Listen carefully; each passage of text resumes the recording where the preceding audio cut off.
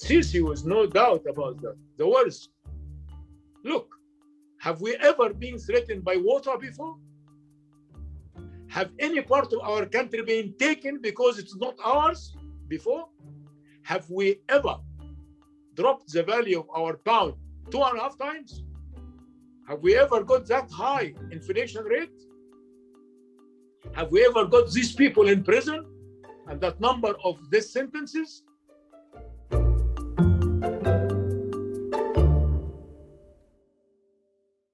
Many thanks, Dr. Hamza, for talking to Middle East Eye. This is a very critical period in Egypt's history.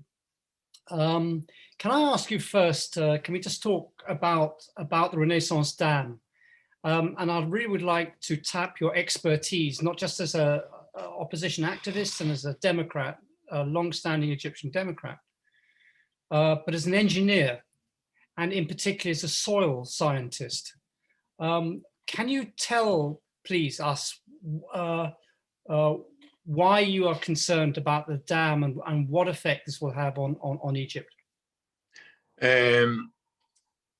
Egypt have refused any dams in the Blue Nile since history, since the pharaohs. And there was an agreement 1902 between the British government and the King of Kings of Ethiopia that no construction of dams on the Blue Nile, and they think they have some return of some land, which is Bani Shankul. That article number 3 in the agreement clearly stated they are not to build any dams or structures on the Nile. Ethiopian, unfortunately, they say that was colonial time.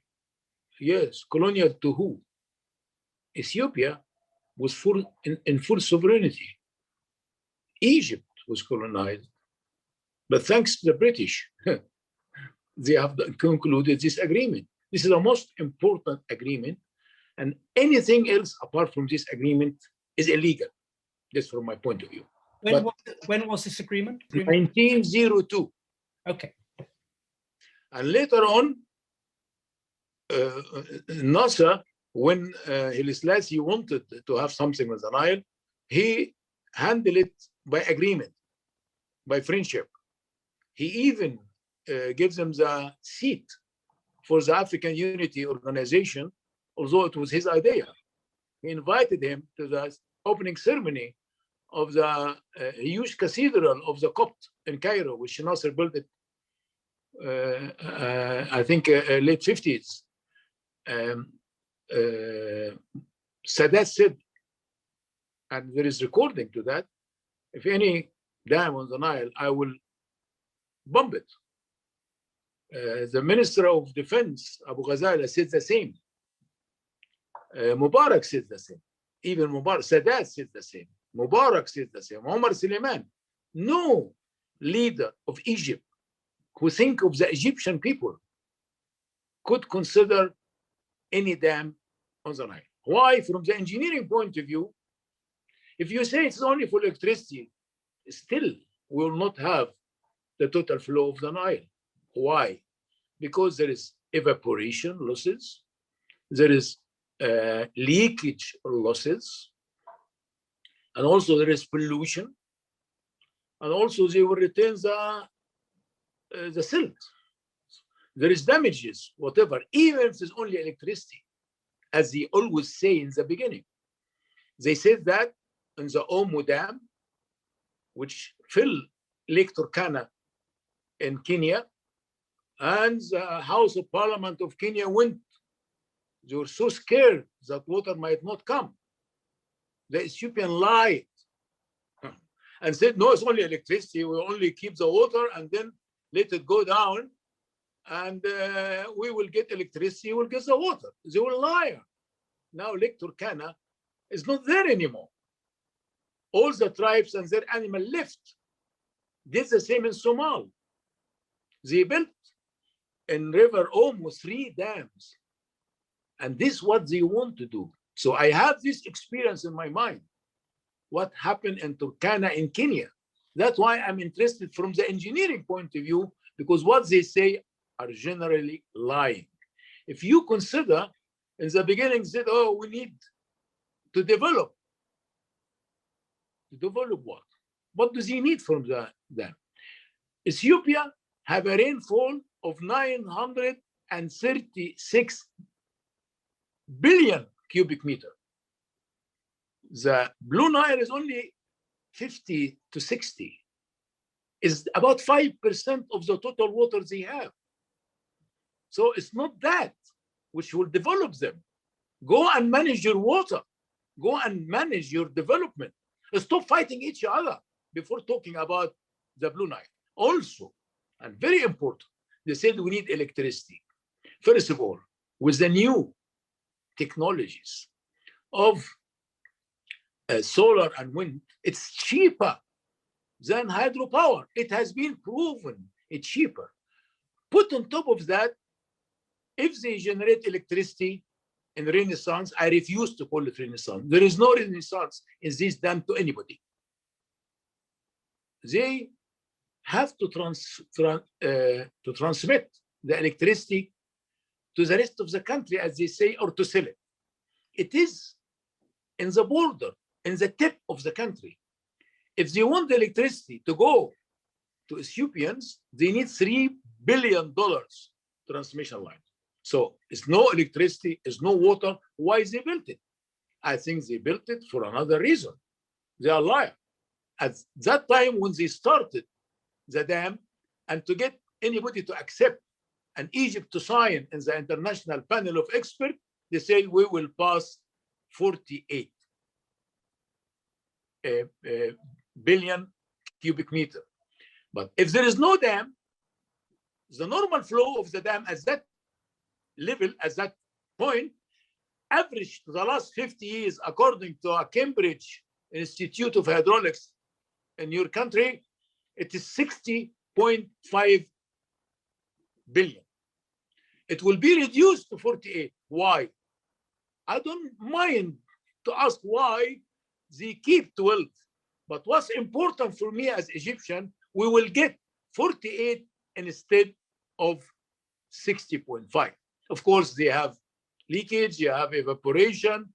In the feasibility study done in Cambridge, they said they're going to cultivate land. They're taking our water. This water is ours by geography, by nature.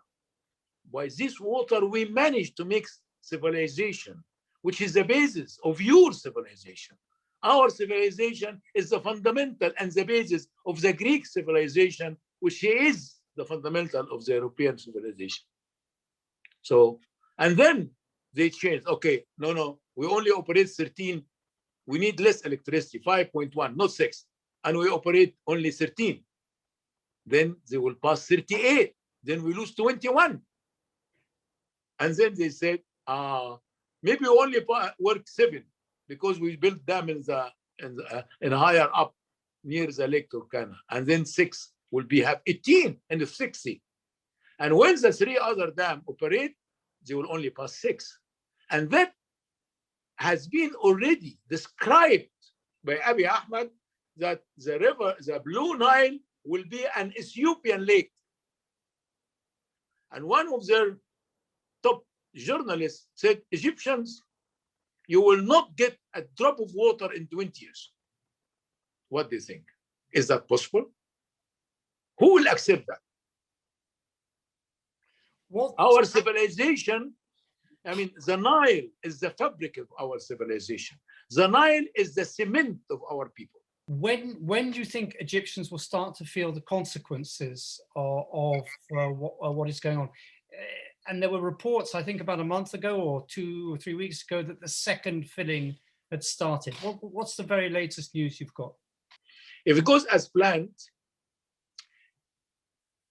Egypt will feel the hardship in September 2023, when the water stored in Nasser Lake behind the Aswan High Dam will finish and come down to the dead storage.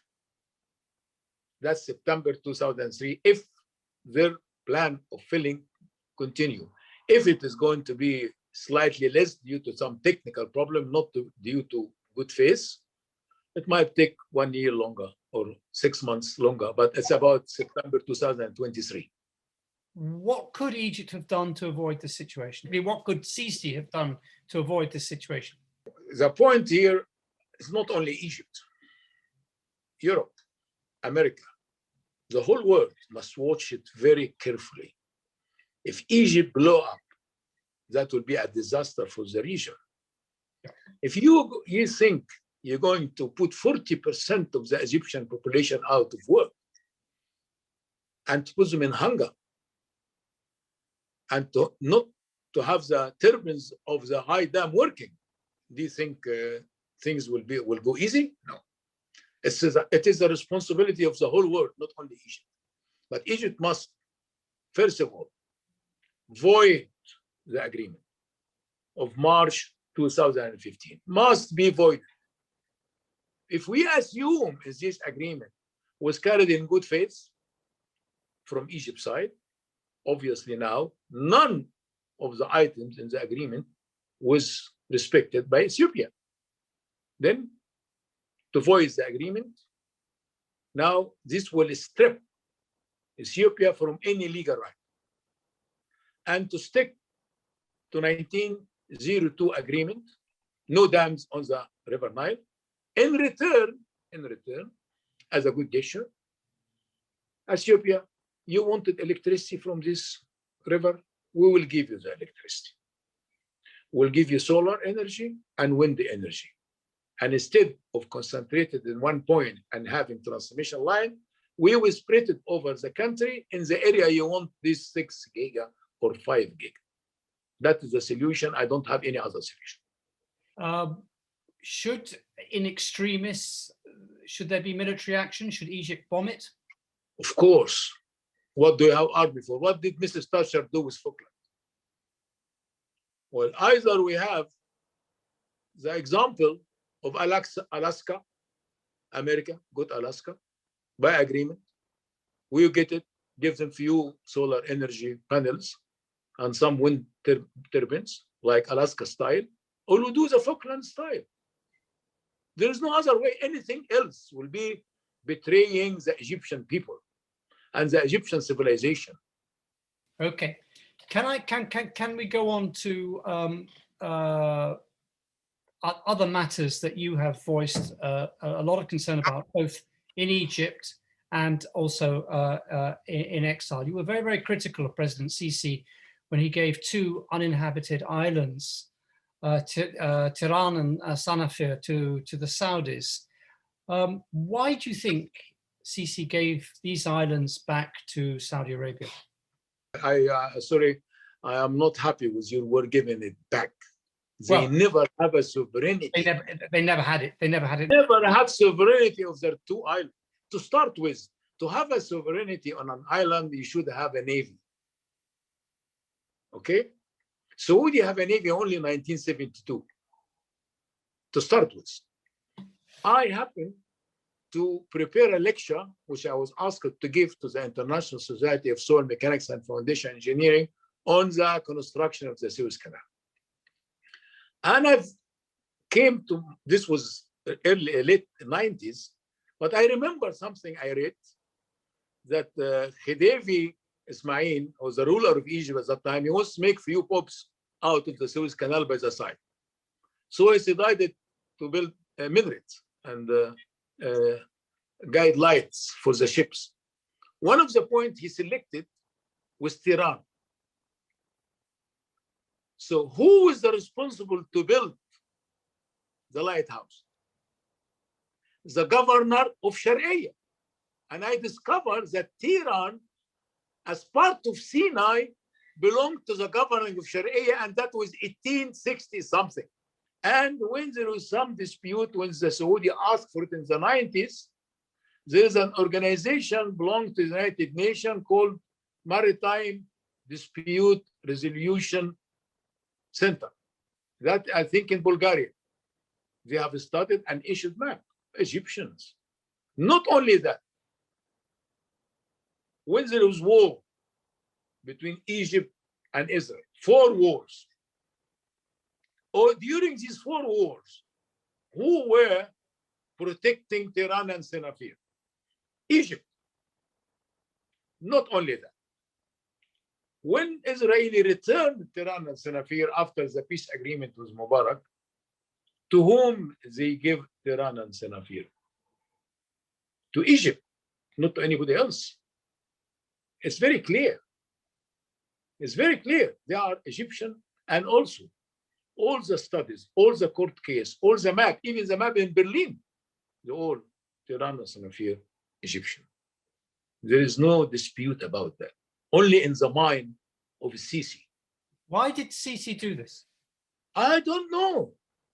Some people, the newspaper, I think, El Masri Al-Yom, written the big manchette, the front page. They written what it is in Arabic: dollars for Egypt, island for Saudi.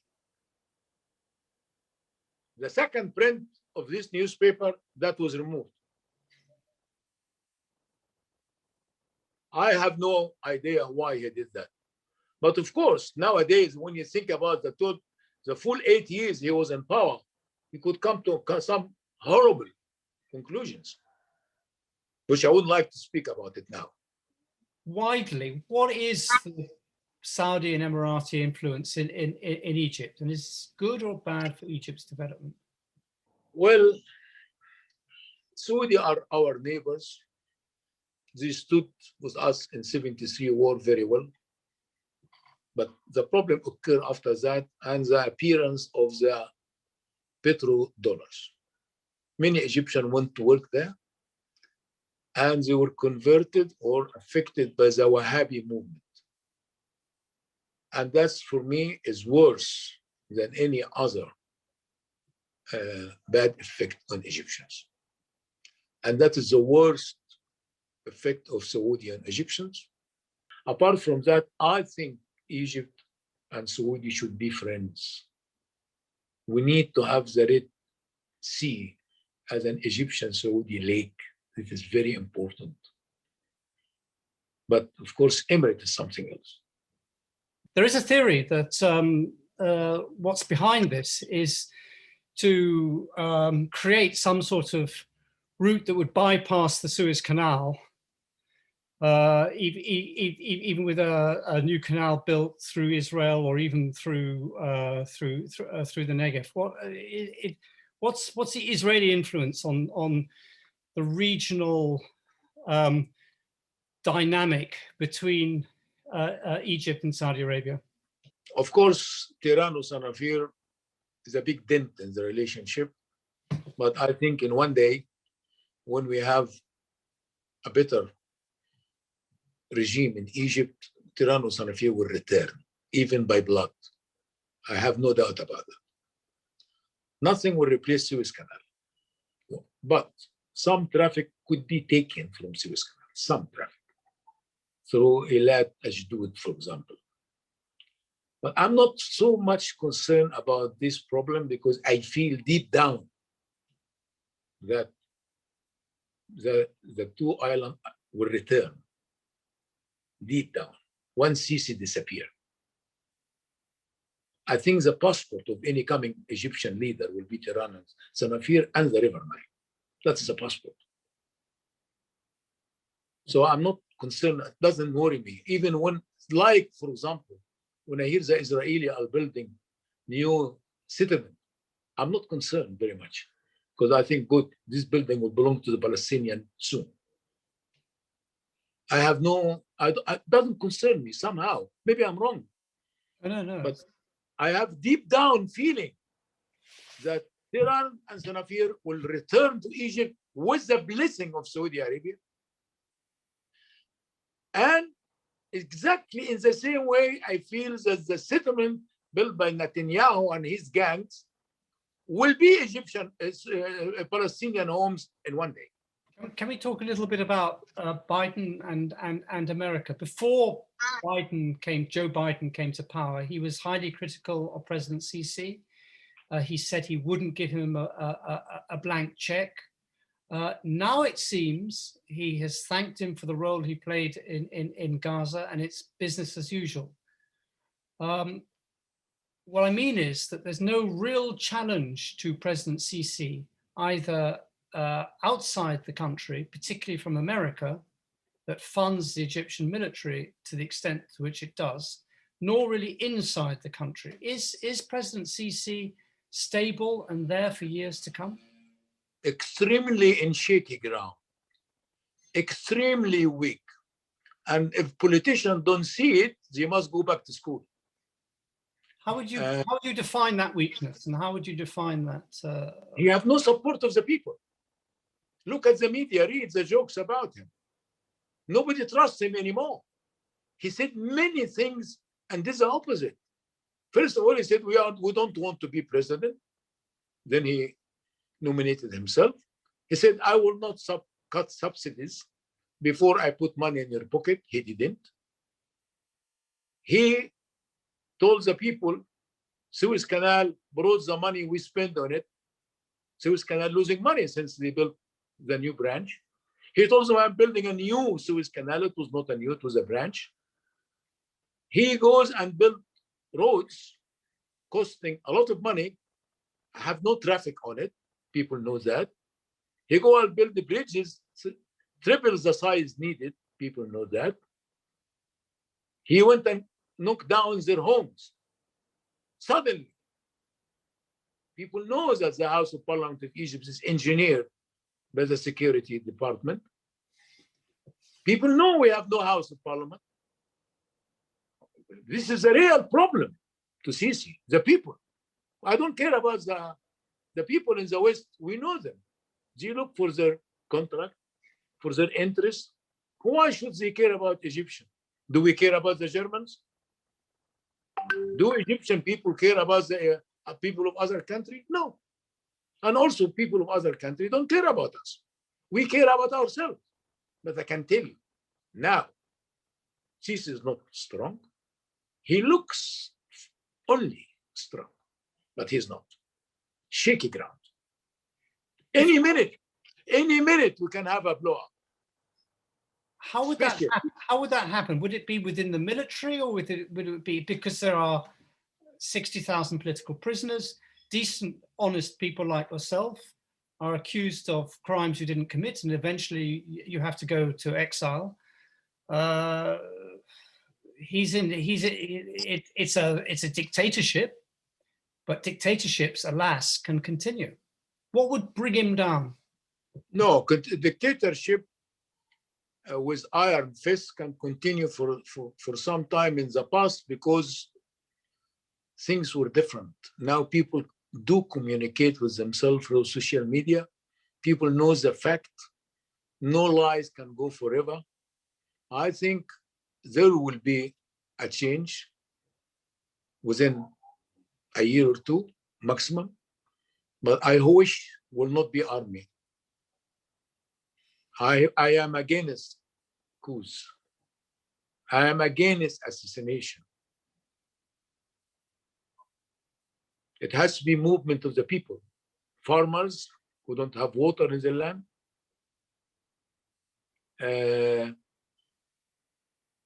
people in schools who cannot teach anymore, no classrooms,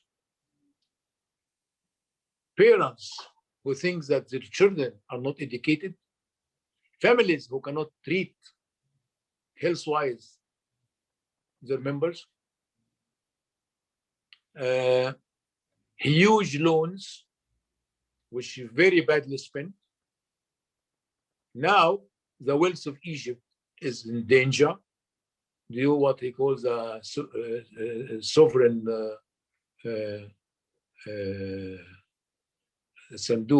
sovereign fund. That's stealing Egypt. Do you think people don't think of that? Kids in school knows about it now. Information is very well spread. I have a keeper on the front of my home. That's about 3 years ago, and we talked about And then I found him, he knows everything. I told him, Hamdi, you don't know how to read and write. How did you know about all these things? He said, oh, I don't read and write, but I'm enlightened. Listen to this. He's a farmer. He cannot read and write, but he told me I'm enlightened. Of course he is enlightened. Television.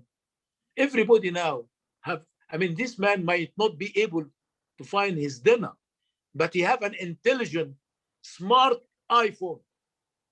That is the difference. So dictatorship, which lived in the past like Bonachet, for 19 years, is not the case anymore, I think. I hope you're right.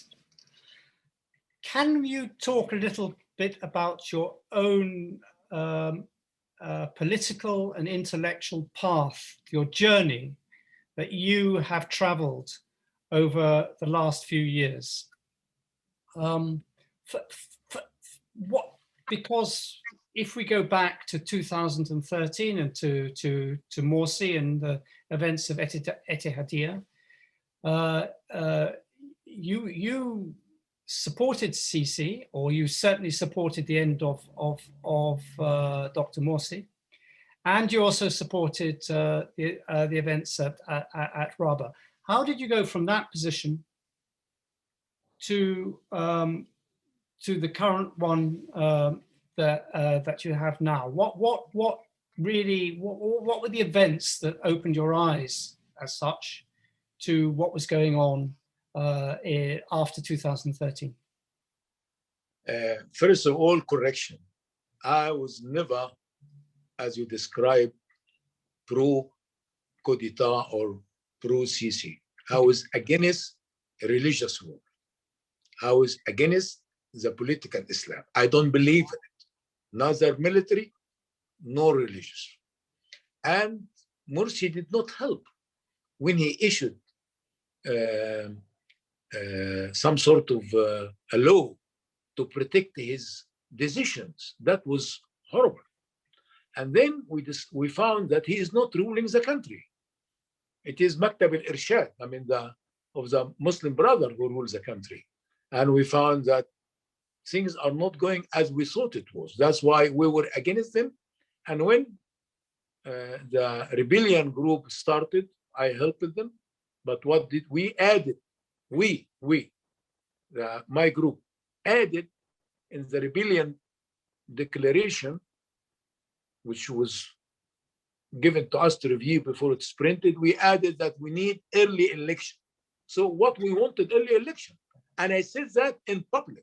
We did not ask you to put Morsi in prison. We asked you, I was talking to Sisi, for early election. So that is to clear the matter. I said in the television interview when I used to be invited that I hope Sisi will not try to be president of Egypt. It was clear. When he came to be president, and I found he have a big popularity, I thought, okay, let's be optimistic. And I started to help. I sent him 26 projects in writing to his office. And I wanted to be optimistic. We have to move on. He promised many good things. Then he did not fulfill anything he promised, nothing. What is really make me change my mind when I hear about the new Suez Canal? It's a lie. There is nothing called the new Suez Canal to start with. And then he went and collected 60 million Egyptian pounds from the market to build something we don't need. So I've written the first article on 19th of August, 2015. That Suez Canal project was a big lie to the Egyptian people. And then I found that building roads for area we don't need. I said, if you want to work in transport, think of railway, because this is the basic transport of the people. If you want to be next to the people, improve the railway. The mileage of our railway system in Egypt did not increase more than the mileage we received from the British. 10% increase? Nothing. Not only that, the number of railway stations dropped.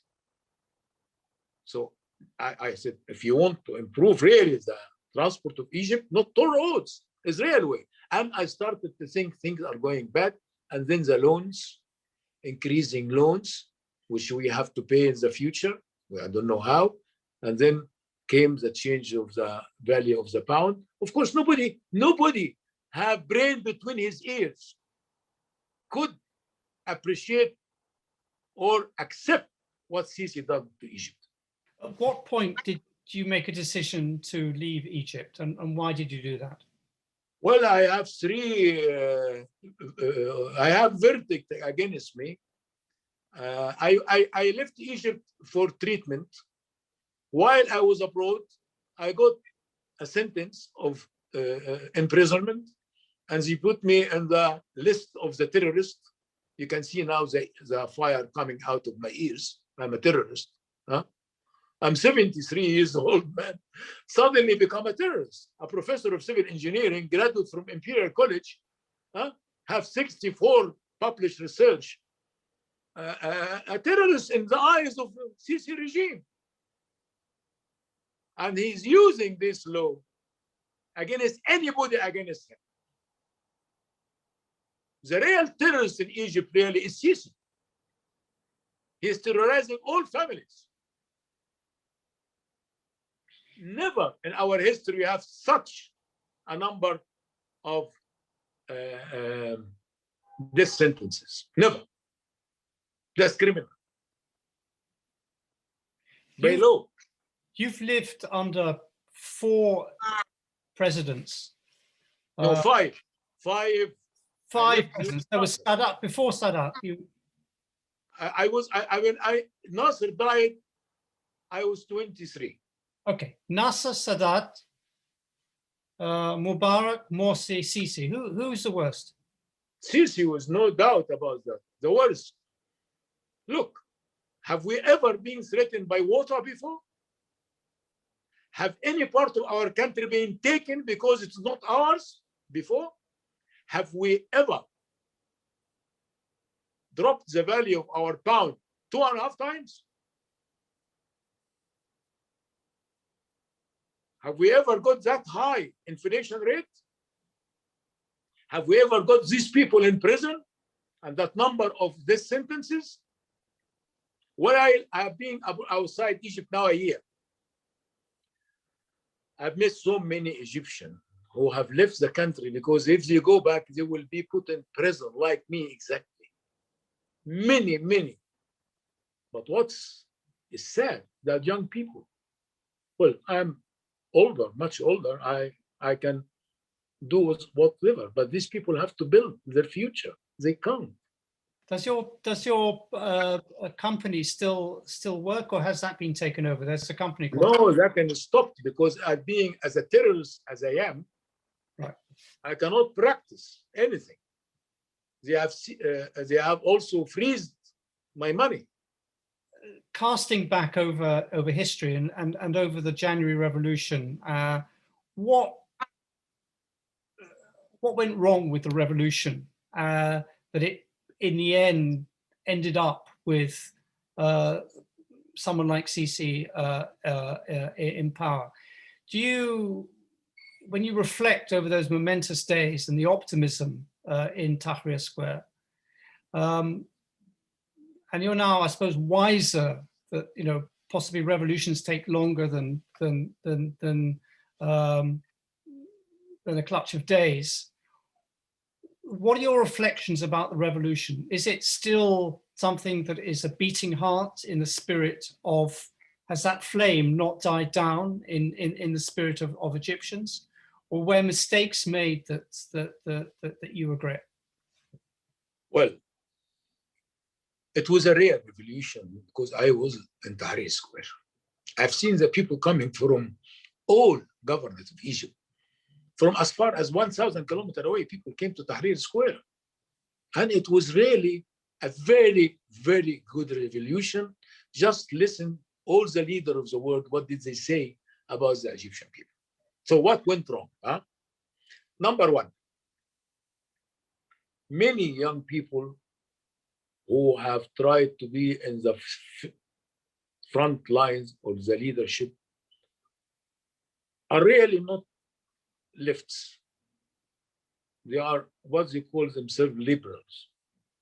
Have you heard of any liberal party ruled any country in the world?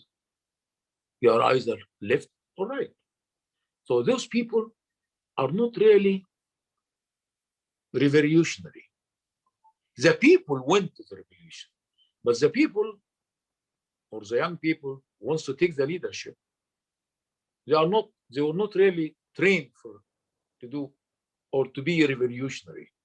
Mainly the revolution are left side, left wings. The number of left wings, which I part of it and like to contain them, were very small percentage of the total. That's number one.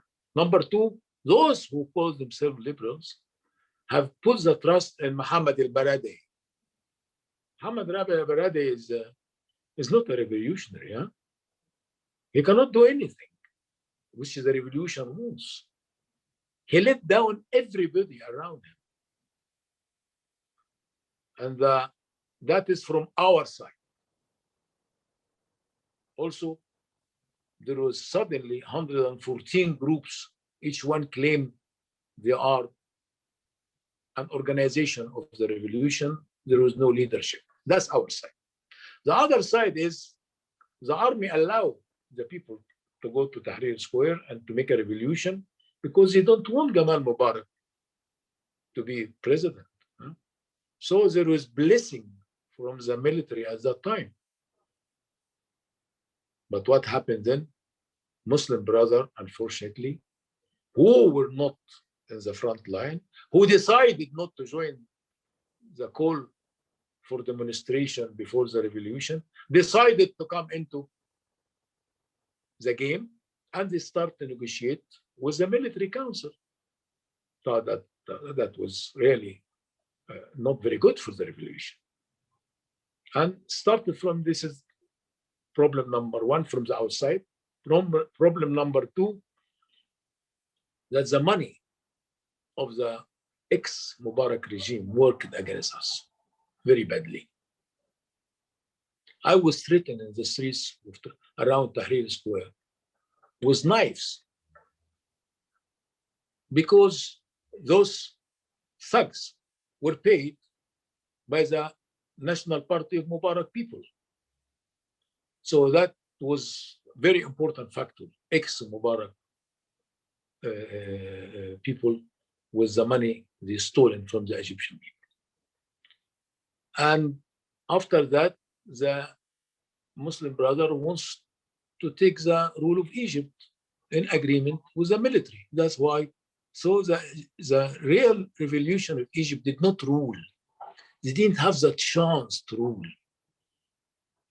And I can tell you now, of course, Egyptian people are split because under the directed media of Sisi, they are always attacking the revolution, attacking the people who were in the revolution, and most of them are in prison or in exile, like me. So we cannot value, I think what's coming, what will come, will not for the same reason we went for January revolution. That will be something. I mean, we went for January revolution for better living. I think the coming revolution will be for living. A big difference. Do you think finally that the various factions of the Egyptian opposition, the next time round, will be able to work together and come together? Absolutely. So that the problem is there won't be this identity crisis between Islamists and secular, and that people will just calm down and work together to build a better Egypt. I think this has to be done this way, but the Islamic politicians They should not say what they say now, that we have sacrificed, we've been in prison, some of people have been hung because they took our money, we deserve to rule. No, no, no, no. I think this has to change in order for the groups to get together. We have just to work together without putting any conditions. And no party should from now claim that we would like to lead.